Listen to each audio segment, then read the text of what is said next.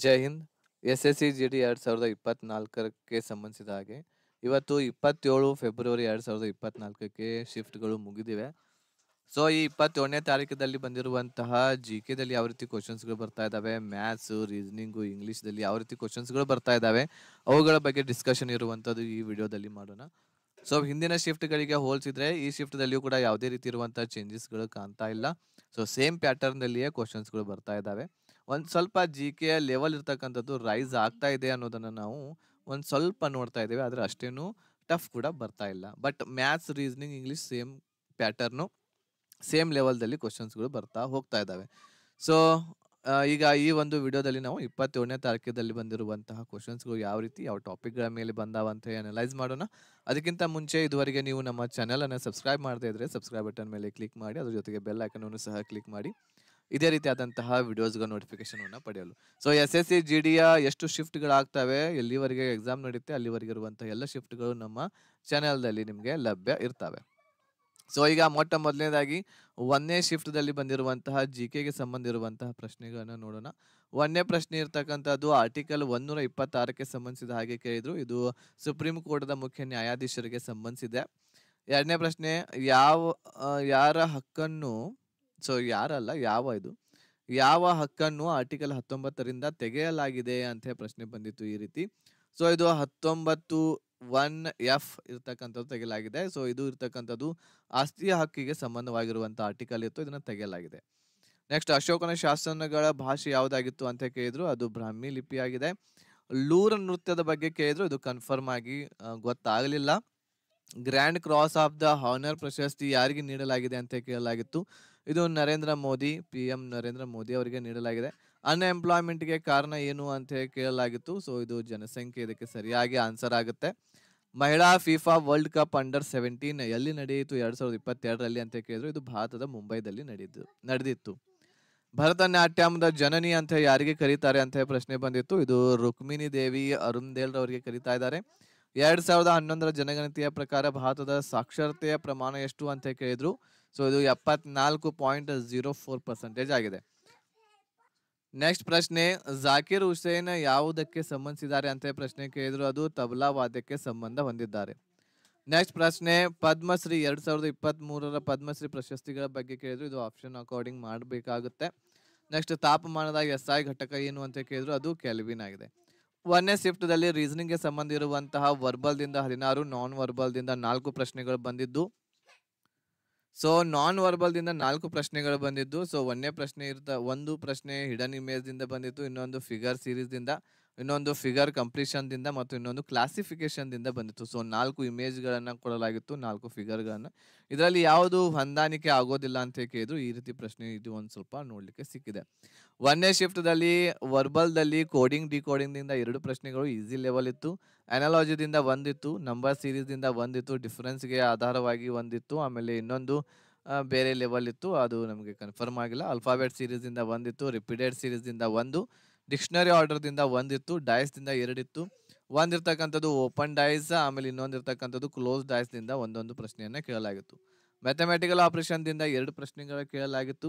Sitting arrangement ದಿಂದ 2 ಪ್ರಶ್ನೆಗಳು, missing number ದಿಂದ 1 ಪ್ರಶ್ನೆ ಇರ್ತಕ್ಕಂಥದ್ದು ಕೇಳಲಾಗಿತ್ತು. ಸೊ ಸಂಖ್ಯೆಗಳನ್ನ ಕೊಡಲಾಗಿತ್ತು, ಆ ಸಂಖ್ಯೆಗಳ ನಡುವೆ ಲೆಟರ್ಸ್ಗಳು ಆಲ್ಫಾಬೆಟ್ ಗಳನ್ನ ಕೊಡಲಾಗಿತ್ತು. ಇಲ್ಲಿ ಯಾವ ಚಿಹ್ನೆಯನ್ನ ಇಟ್ಟರೆ ಇದು ಕರೆಕ್ಟ್ ಆಗಿ ಒಂದು ಸೀಕ್ವೆನ್ಸ್ ಆಗುತ್ತೆ ಅಂತ ಈ ರೀತಿ ಮಿಸ್ಸಿಂಗ್ ನಂಬರ್ದಲ್ಲಿ ಹಿಂದೆ ಕೇಳಿದ್ರಲ್ಲ ಅದೇ ರೀತಿ ಪ್ರಶ್ನೆ ಇಲ್ಲಿ ಕೂಡ ಕೇಳಿದ್ರು 1ನೇ ಶಿಫ್ಟ್ದಲ್ಲಿ. 1ನೇ ಶಿಫ್ಟ್ದಲ್ಲಿ ಮ್ಯಾಥ್ಸ್ ಅಲ್ಲಿ ನೋಡೋದಾದ್ರೆ ಕಂಪೌಂಡ್ ಇಂಟ್ರೆಸ್ಟ್ ದಿಂದ ಒಂದಿದೆ, ಮೆನ್ಸುರೇಷನ್ ದಿಂದ 2 ಪ್ರಶ್ನೆಗಳು, ಟೈಮ್ ಸ್ಪೀಡ್ ಡಿಸ್ಟೆನ್ಸ್ ದಿಂದ ಒಂದಿದೆ, ಎವರೇಜ್ ದಿಂದ 2 ಪ್ರಶ್ನೆಯನ್ನ ಕೇಳಲಾಗಿತ್ತು. 17 ಹುಡುಗರ ಒಂದು ಎವರೇಜ್ ವಯಸ್ಸು ಕೊಟ್ಟಿದ್ರು ಅಥವಾ ಹೈಟ್ ಕೊಟ್ಟಿದ್ರು ಗೊತ್ತಿಲ್ಲ. ಸೊ ಅದು 280 ಆಗಿತ್ತು. ಅದರಲ್ಲಿ ಒಬ್ಬ ಹುಡುಗನ ಹೈಟ್ ಅನ್ನ 45ರ ಬದಲಾಗಿ 75 ಆಗಿತ್ತು. ಆದರೆ ಸೊ ಅದರ ಎವರೇಜ್ ಎಷ್ಟಾಗಿತ್ತು ಸರಿ ಮಾಡಿದಾಗ ಅಂತ ಏನೋ ಪ್ರಶ್ನೆ ಇತ್ತು. ನೆಕ್ಸ್ಟ್, ರೇಷಿಯೋದಿಂದ 2 ಪ್ರಶ್ನೆಗಳು, ಸಿಂಪ್ಲಿಫಿಕೇಶನ್ ದಿಂದ 3 ಪ್ರಶ್ನೆಗಳು, ಡಿಸ್ಕೌಂಟ್ ದಿಂದ 1 ಪ್ರಶ್ನೆ, ಟೈಮ್ ಅಂಡ್ ವರ್ಕ್ ದಿಂದ 1, ಆಮೇಲೆ ಪ್ರಾಫಿಟ್ ಅಂಡ್ ಲಾಸ್ ದಿಂದ 2. ಸೊ ಇವೇ ಟಾಪಿಕ್ಗಳು ಬರ್ತಾ ಇದ್ದಾವೆ. ಈಸಿ ಲೆವೆಲ್ದೊಳಗನೆ ಮ್ಯಾಥ್ಸ್ ಕೂಡ ಬರ್ತಾ ಇದೆ. 2ನೇ ಶಿಫ್ಟ್ದಲ್ಲಿ ನಾವು ನೋಡೋದಾದರೆ ಸೊ 2011ರ ಜನಗಣತಿಯ ಪ್ರಕಾರ ಬಿಹಾರದ ಸಾಕ್ಷರತೆ ದರ ಎಷ್ಟಾಗಿತ್ತು ಅಂತ ಕೇಳಿದ್ರು. ಸೊ ಅದು 61.80% ಆಗಿತ್ತು.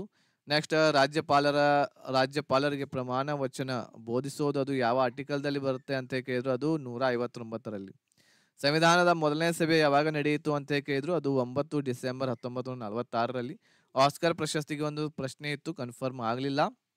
ಮಿತಾಲಿ ರಾಜ್ ಯಾವ ಕ್ರೀಡೆಗೆ ಸಂಬಂಧಿಸಿದ್ದಾರೆ ಅಂತ ಕೇಳಿದ್ರು, ಇದು ಕ್ರಿಕೆಟ್ಗೆ. ಅದೇ ರೀತಿ ಜಸ್ಪ್ರೀತ್ ಬುಮ್ರಾ ಯಾವ ಕ್ರೀಡೆಗೆ ಸಂಬಂಧಿಸಿದ್ದಾರೆ ಅಂತ ಕೇಳಿದ್ರು, ಅದು ಕೂಡ ಕ್ರಿಕೆಟ್ ಆಗಿದೆ. ಬಡತನಕ್ಕೆ ಸಂಬಂಧವಾಗಿರುವಂತ ಒಂದು ಪ್ರಶ್ನೆ ಇತ್ತು, ಬಡತನಕ್ಕೆ. ನೆಕ್ಸ್ಟ್ ದಾಂಡಿಯಾ ನೃತ್ಯ ಯಾವ ರಾಜ್ಯದ್ದು ಅಂತ ಕೇಳಿದ್ರು, ಅದು ಗುಜರಾತ್ ರಾಜ್ಯದ್ದಾಗಿದೆ. ನೆಕ್ಸ್ಟ್ ರೋಲೆಟ್ ಆಕ್ಟ್ ಬಂದಾಗ ಅವಾಗ ವೈಸ್ ರಾಯ್ ಯಾರಾಗಿದ್ರು ಅಂತ ಕೇಳಿದ್ರು, ಅವಾಗ ಜೇಮ್ಸ್ ಫೋರ್ಡ್ ಅವರು ವೈಸ್ ರಾಯ್ ಆಗಿದ್ರು. ಟೇಬಲ್ ಟೆನ್ನಿಸ್ ಗೆಲ್ಲಬೇಕಾಗಿತ್ತು ಅಂತಂದ್ರೆ ಎಷ್ಟು ಪಾಯಿಂಟ್ ಇರುತ್ತೆ ಅದರಲ್ಲಿ ಅಂತ ಕೇಳಿದ್ರು, ಅದು 21 ಪಾಯಿಂಟ್ ಅಂತ ಈ ರೀತಿ ಪ್ರಶ್ನೆ ಬಂದಿತ್ತು. ಹಳೆ ಶಿಲಾಯುಗದಿಂದ ಒಂದು ಪ್ರಶ್ನೆ ಕೇಳಲಾಗಿತ್ತು. ಆಮೇಲೆ ರಣ ಉತ್ಸವ ಎಲ್ಲಿ ಆಚರಣೆ ಮಾಡ್ತಾರೆ ಅಂತ ಕೇಳಿದ್ರು, ಅದು ಗುಜರಾತ್ದಲ್ಲಿ. ಹಸಿರು ಕ್ರಾಂತಿ ಯಾವ ಪಂಚವಾರ್ಷಿಕ ಯೋಜನೆಯಲ್ಲಿ ಬಂದಿತ್ತು ಅಂತ ಕೇಳಿದ್ರು, ಅದು 3ನೇ ಪಂಚವಾರ್ಷಿಕ ಯೋಜನೆಯಲ್ಲಿ ಬಂದಿತ್ತು. ನೆಕ್ಸ್ಟ್ ಈ ಶ್ರಮ್ ಯೋಜನೆ ಬಗ್ಗೆ ಕೇಳಿದ್ರು, ಇದು 2020ರಲ್ಲಿ ಪ್ರಾರಂಭವಾಗಿತ್ತು. ಈ ಶ್ರಮ್ ಯೋಜನೆ ಯಾವಾಗ ಪ್ರಾರಂಭವಾಗಿತ್ತು ಅಂತ ಕೇಳಿದ್ರು.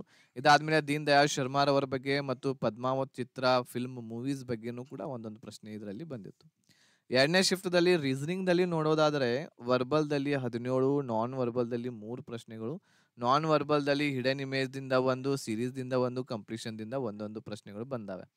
ಕೋಡಿಂಗ್ದಿಂದ 2ರಿಂದ 3 ಪ್ರಶ್ನೆಗಳು, ಅನಾಲಜಿದಿಂದ 2, ನಂಬರ್ ಸೀರೀಸ್ದಿಂದ 2, ಬ್ಲಡ್ ರಿಲೇಷನ್ದಿಂದ 1, ಡೈಸ್ದಿಂದ 2 ಇತ್ತು, ಒಂದು ಓಪನ್ ಡೈಸ್ ಇತ್ತು, ಒಂದು ಕ್ಲೋಸ್ ಡೈಸು.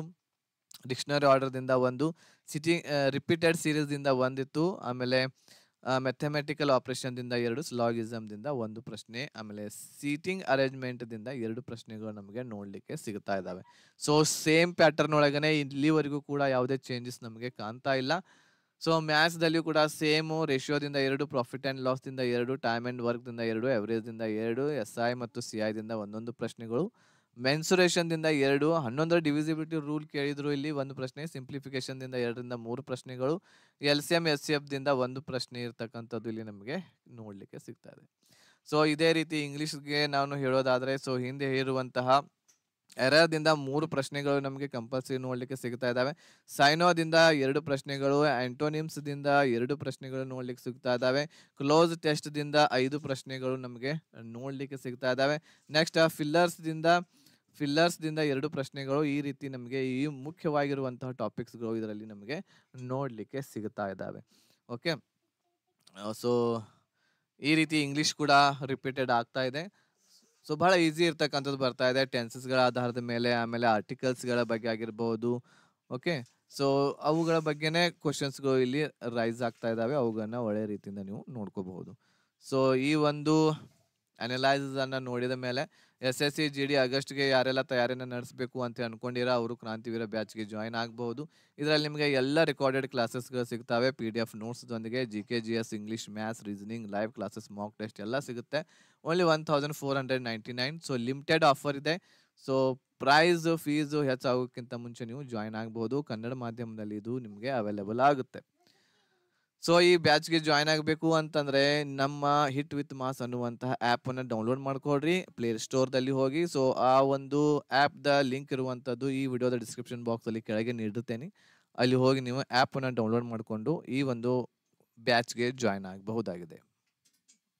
ಸೊ ಈ ವಿಡಿಯೋ ನಿಮಗೆ ಇಷ್ಟ ಆಗಿತ್ತು ಅಂತಂದ್ರೆ ಲೈಕ್ ಮಾಡಿ, ಶೇರ್ ಮಾಡಿ. ನಿಮ್ಮೆಲ್ಲ ಫ್ರೆಂಡ್ಸ್ ಯಾರಾದರೂ ಮುಂದೆ ಇನ್ನೂ ಎಕ್ಸಾಮ್ ಬರೀಲಿಕ್ಕೆ ಹೋಗ್ತಾ ಇದ್ದಾರೆ ಅವರೆಲ್ಲರಿಗೂ ಕೂಡ ಈ ವಿಡಿಯೋ ಶೇರ್ ಮಾಡಿ ಅಂತ ಹೇಳ್ತಾ ಈ ವಿಡಿಯೋ ಇಲ್ಲಿಗೆ ಮುಗಿಸ್ತಾ ಇದ್ದೇನೆ. ಧನ್ಯವಾದಗಳು. ಜೈ